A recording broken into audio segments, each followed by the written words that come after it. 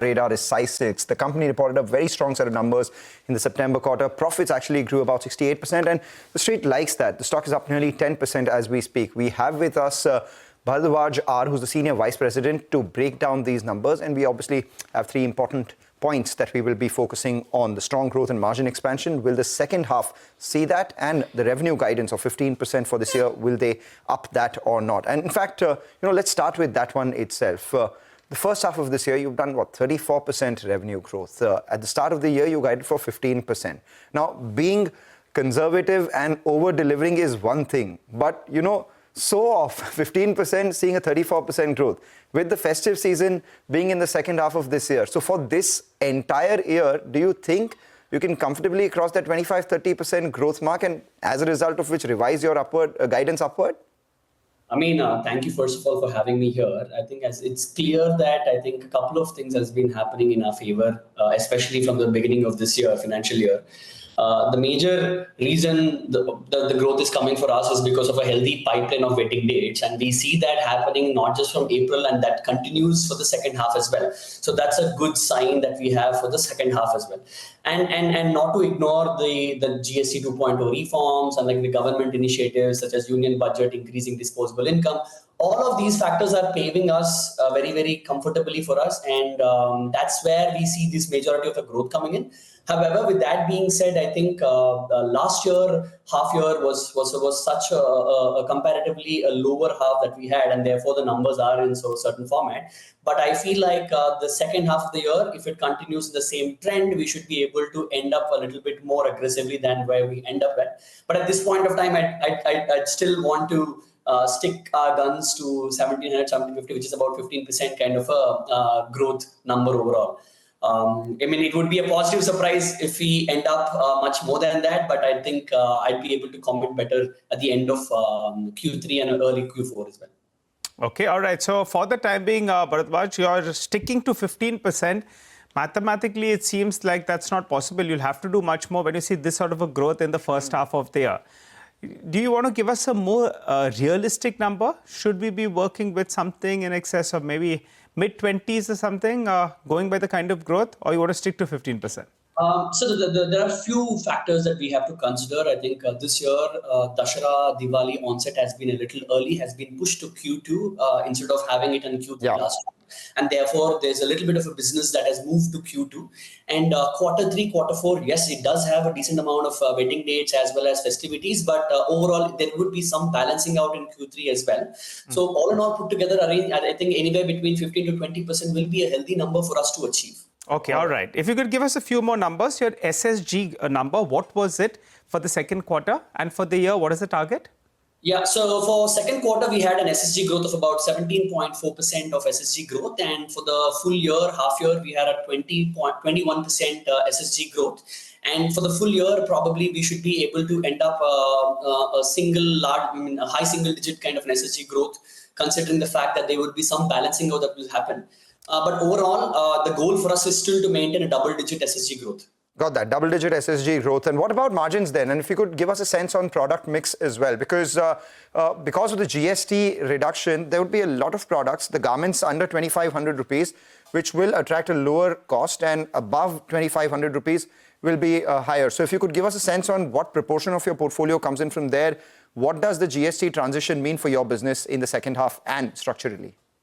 Majority of our revenue falls under 5% GST category because we are a heavy sari selling company. We are dominated, and our leadership is in sari retailing, and sari retailing happens to be at 5% irrespective of the price slab that's there. Got it. However, on the overall other portfolio, I think close to 6 to 7% of our entire portfolio falls under the GST reforms that are happening. And what we are doing is that we are passing on the entire benefit to our customers by giving them a discount on the product that is actually being priced in our stores. So on the other end, right, like more than the GST impact having, it's the end of the day, we are able to see more savings in the consumer pocket. And I keep telling about this, the consumer behavior is also very much evolving. I often refer it to as the avocado toast and expensive coffee analogy, right? So people are willing to spend on small luxuries that will make them feel good and express their individuality. Now, with the big ticket items such as gold, real estate, and cars are increasingly becoming expensive, clothing is that one such category that has emerged as an accessible form of self-expression, right?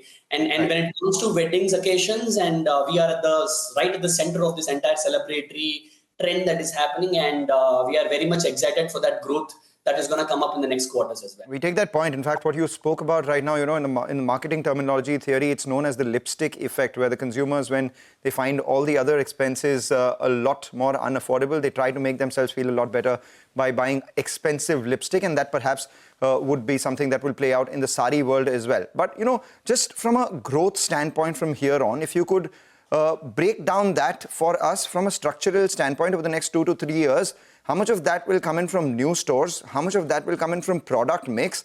And how much of that will come from existing same-store sales growth? You've said 15% CAGR possible with high single-digit, SSSG. So that means the remaining 6% has to be via new stores and perhaps some premiumization as well? See, overall, what we are trying to do is we are targeting about 4 to 5% of SSG growth year on year. This has been the trend pre-COVID levels is what we were running on. So we would continue to have that kind of a number in a long-term perspective around 4 to 5% of SSG growth. And the remaining around 10 to 12% will come from a product mix change as well as the new store expansion. So we need to keep in mind that this is not a product which has a same amount of pricing. So the pricing the product mix continuously keep evolving as we move to tier 1, tier 2, tier 3 stores. And as we speak, the growth for us is phenomenal here with respect to the presence that we have. Irrespective of the fact that we're talking about last year we did close around 1450 and this year on track with 15% growth, we should be ending around 1700 plus kind of a revenue number. And our city presence and geographical presence is still in about 4 states with about 20-25 cities as we present. So the market is very huge, and we believe once expanding our cluster model to newer clusters, I think that will attract a lot more growth that we anticipate to come in the near future. And we are still just a 4-state regional player, right? All right. Bharadwaj, just one question. Your gross margins didn't improve substantially. Your product mix has been improving. If you could explain to us why is that it's actually steady, if you look at it on a sequential basis or even a year-on-year basis. And also you've seen such good growth, operating leverage could have kicked in, right?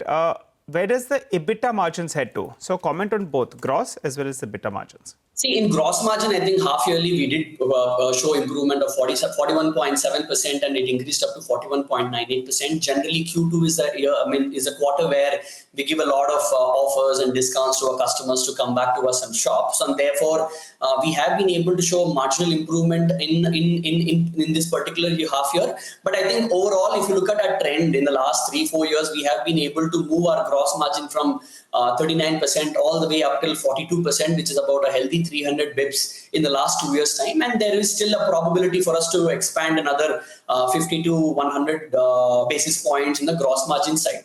With respect to EBITDA margin, I think we have shown a clear trend. Last half year, we were at 12.09 kind of an EBITDA margin. And this year, we clocked about 15.6, I think close to around 300 basis points of improvement for last year. And as we grow, right, obviously the leverages will kick in, and we should be able to get to an EBITDA margin of healthy about north of 17.5%. All right, north of 17 to 17.5% is your EBITDA margin guidance. Once again, thank you so much for joining in. Congratulations on a great set of numbers.